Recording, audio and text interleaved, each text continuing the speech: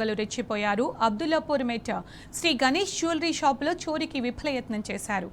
Jewellery shop పక్క shop గోడకు పెద్ద కన్నం పెట్టిన దుండగులు జ్యువెలరీ షాప్ అలారం మోగడంతో పారిపోయారు. సీసీ కెమెరాల హార్డ్ డిస్క్లను ఎత్తుకెళ్లారు దుండగులు.